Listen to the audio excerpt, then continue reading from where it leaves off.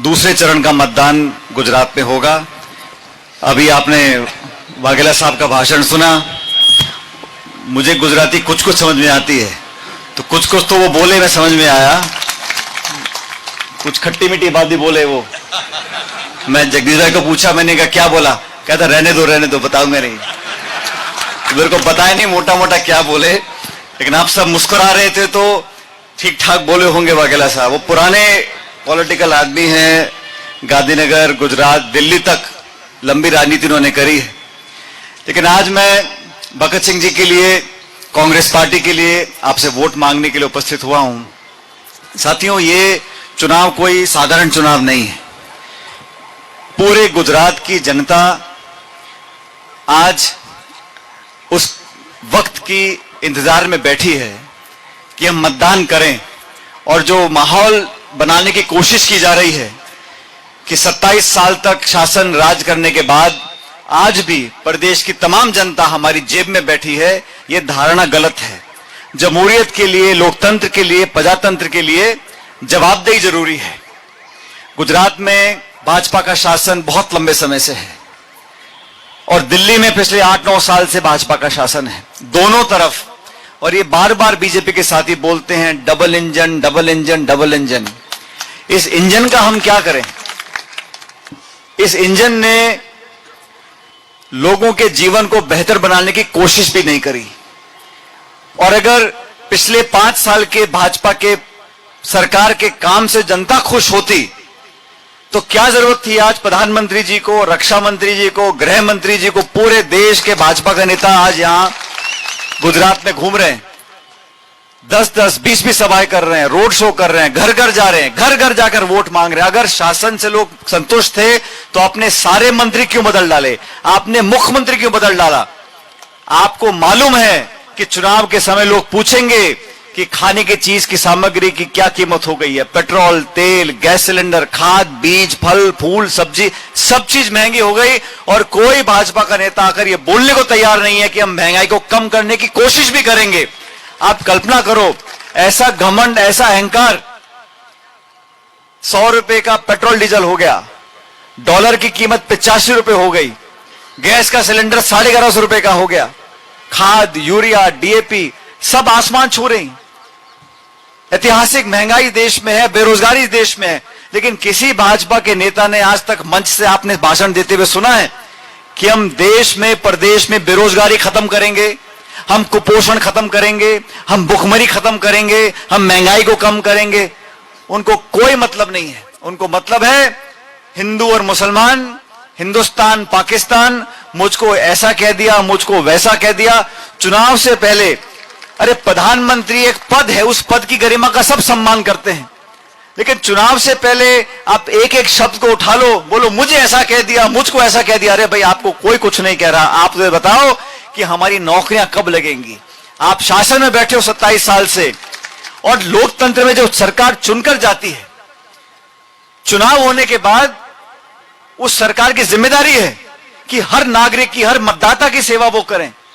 ये पक्षपात करना, जातियों का, बिरादरी का, धर्म का, गोत्र का, भाषा का, पोलिंग बूथ की लिस्ट देखते हैं, कहां किसको कितना वोट मिला, उसके आधार पर विकास के काम होंगे। हम सबको जागरूक होना होगा साथियों। और आप जानते हो, रसोई में तवे पर रोटी बनती है ना, अगर बहुत समय तक रोटी को पलटोगे नहीं तो रोटी जल जाती है। अभी टाइम आ गया रोटी पलटने का। रोटी पलटेगी तो फूल के, बढ़िया फुल्का बनता है उसका, रोटी का। इसलिए आपसे कहना चाहता हूं, तराजू को तोलो, उम्मीदवार को देखो। अभी जगदीश भाई मुझे बता रहे थे, पूरे गुजरात में हवा है। अखबार में, टेलीविजन में, विज्ञापन में, पोस्टर में, व्हाट्सएप को छोड़ दो, लेकिन लोगों के दिलों में सवाल उठता है। जो गरीब व्यक्ति है, मध्यम वर्ग का व्यक्ति है, उस पर क्या क्या नहीं किया पिछले 6-8 सालों में दिल्ली की सरकार ने और गांधीनगर की सरकार ने। नोटबंदी कर दी, जीएसटी लगा दी, कोरोना में क्या हाल हुआ, उद्योग चौपट हो गए, लेकिन कोई परवाह नहीं। जो सरकार लोगों के दुख दर्द को समझना नहीं चाहती, जो सरकार शासन के डंडे से राज करना चाहती है, जो सरकार लोगों के दिलों को जीतने की कोशिश नहीं करती, जो सरकार सिर्फ अहम और घमंड से शासन करती है, उस सरकार को राज करने का अधिकार नहीं है। मैं ऐसा मानता हूं, कांग्रेस पार्टी बहुत बेहतर चुनाव लड़ रही है। ठाकुर साहब, हमारी पूरी पार्टी के नेता पूरे गुजरात में प्रचार कर रहे हैं, जनता कांग्रेस को पसंद कर रही है। लेकिन आप लोगों को निर्णय करना है। लोकतंत्र में जनता जनार्दन है, आपके हाथ में पूंजी, आपके हाथ का बटन दबेगा तभी शासन पलटेगा। और आप लोगों को सचेत करना चाहता हूं, आप लोगों को अच्छे और बुरे में फर्क करना समझना पड़ेगा।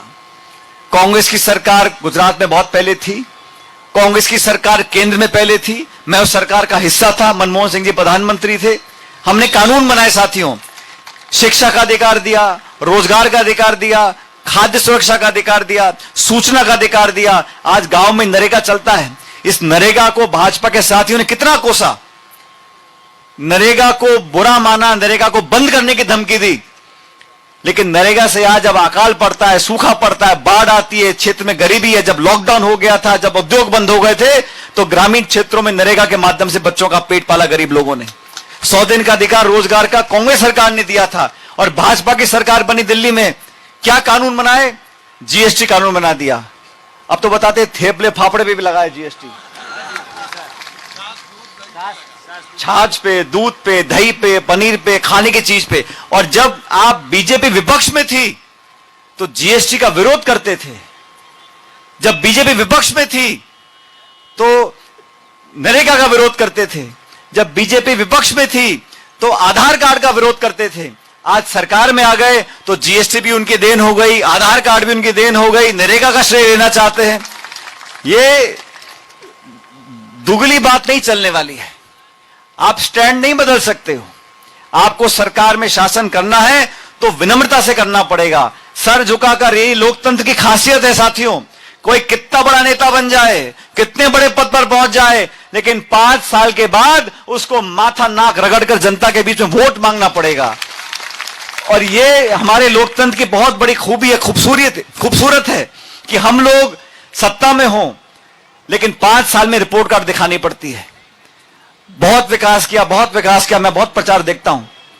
आप जाके गांव में देखो, क्या लाचारी है, भुखमरी है, बीमारी है, गरीबी है, कुपोषण है। आदिवासियों के साथ, दलितों के साथ, गरीब व्यक्तियों के साथ, मध्यम वर्ग के साथ, छोटे दुकानदार के साथ, रेहड़ी पटरी वालों के साथ जो अत्याचार और गुनाह लोगों ने किया है, उसका जवाब देने का समय आ गया है। आप सबसे निवेदन करना चाहता हूं, खासकर मेरे नौजवान साथियों से। मुझे पता नहीं वगला साहब क्या बोल रहे थे, मूछ दाढ़ी कुछ बोल रहे थे, क्या बोल रहे थे वो, लेकिन 27 साल में जो बच्चा बच्ची पैदा हुए होंगे, आज वो 26-27 साल के हो गए। उनको मालूम नहीं है कि भाजपा के अलावा शासन कैसे होता है। आप एक मौका देकर देखो, यहां अध्यक्ष जी बैठे, कांग्रेस के साथी बैठे हैं। हम लोगों ने पहले भी शासन यहां पर चलाया है, दिल्ली में भी राज किया है। और कांग्रेस पार्टी 137 साल पुरानी पार्टी है।